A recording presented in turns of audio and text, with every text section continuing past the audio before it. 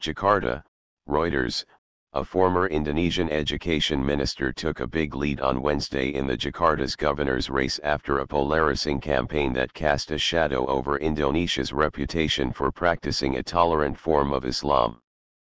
Anies Baswedan was ahead with 57% of the votes versus 43% for Basuki Tjahaja Purnama, known as Ahok, based on a quick sample count of over half the vote by Indikator Politik. The National Elections Commission will announce official results in early May. Baswedan's big lead was surprising since opinion polls in the run-up to the election had pointed to a dead heat. Purnama won the first round of voting for governor in February in a three-way race. The election will be seen as a barometer for the 2019 presidential election, given Jakarta's outsized importance as both the nation's capital and commercial center. Purnama is backed by President Joko Widodo's ruling party. Baswedan is supported by a conservative retired general, Prabowo Subianto, who lost to Widodo in a 2014 presidential vote and may challenge him again. But the election is also viewed as a test for Indonesia's young democracy and record of religious tolerance, with both sides raising concerns about intimidation and voter fraud. The campaign featured mass rallies led by a hardline Islamist movement, which has strengthened in recent years in a country long dominated by a moderate form of Islam. More than 80% of Indonesia's population professes Islam. Politics of religion. Going forward, the politics of religion is going to be a potent force, said Keith Loverd, an analyst at Jakarta-based Concord Consulting and an author of books about Indonesian politics.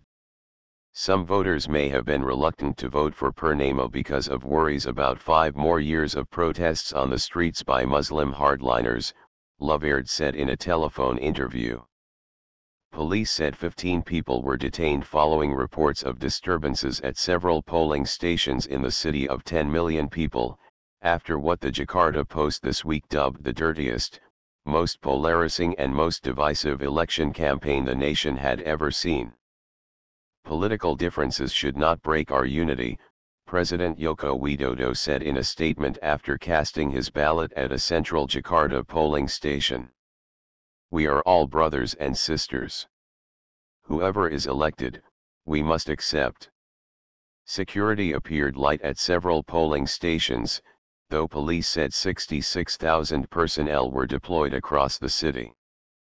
Police in neighboring provinces on Java Island searched private cars and public buses heading for Jakarta on Tuesday to look for sharp objects and explosives. Jakarta police spokesman Argo Yuwono said police had stopped and searched vehicle heading for Jakarta on Tuesday to ensure no movement of masses toward the capital. Religious tensions have been an undercurrent in the campaign, with Purnama on trial for blasphemy over comments he made last year that many took to be insulting to Islam. Hundreds of thousands of Muslims took to the streets late last year to call for his sacking and to urge voters not to elect a non-Muslim leader. One person died and more than 100 were injured after one protest turned violent. Contesting the results.